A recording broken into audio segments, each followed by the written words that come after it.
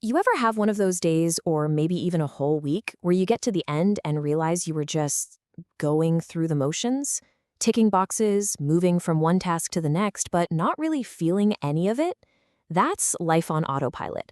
Today, we're going to dive into how to break that cycle, and all we need is a simple trip to the market to show us how. I love this line. Walk through the market like a person with no plan. Your first reaction might be, well, that sounds kind of stressful, right? A little chaotic. But what if no plan isn't a problem? What if it's an invitation to actually show up, to pay attention, and turn a boring chore into a real experience? So let's meet Rekha. For Rekha, the Sunday market isn't just shopping, it's an operation. She's got a system, a mission, and a hard deadline. It is all about getting in and out with maximum efficiency. And, I think we can all relate to that a little bit. And this, right here, is her autopilot mode in a nutshell. That list on her phone, it's not just a list, it's a script, a battle plan even. Everything is sorted for the fastest route through the market. The goal is simple. In, out, 25 minutes flat. No detours, no surprises, and definitely no time for just looking around. Okay, so this really breaks it down. Look at the difference. On the left, you've got the usual trip, 25 minutes. The purpose? The list. The result? Task completed, done. But on the right, 38 minutes. Yeah, it's 13 minutes longer, but the purpose was nothing. And the result wasn't a task. It was an experience. So what flipped the switch? What caused this huge shift? Well, it was a simple little mistake we've all made. Rekha gets to the market, she's all ready to launch her 25-minute mission, and she realizes her phone is at home, which means her list is at home, and just like that, the entire foundation for her trip is gone. Oh, that feeling. You know the one I'm talking about, right? That little drop in your stomach when your whole plan just vanishes. It's uncomfortable, you feel kind of lost. But here's the thing, that exact moment of discomfort, that's where the opportunity to wake up really begins. And this is it. This is where everything starts to change.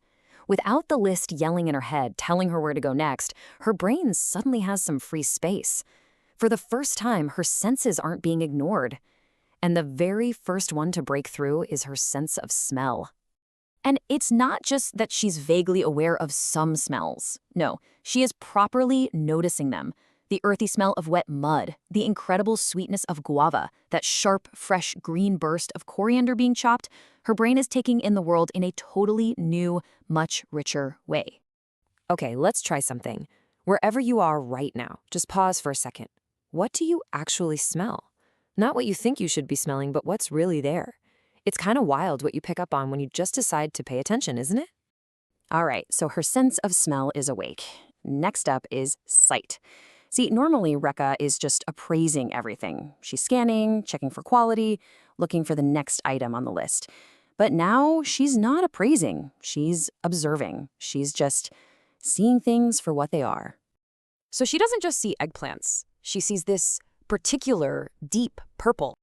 The tomatoes aren't just red anymore. No, they're a deep, rich, sun-ripened red. And the beans are this green that's so vibrant it almost doesn't look real.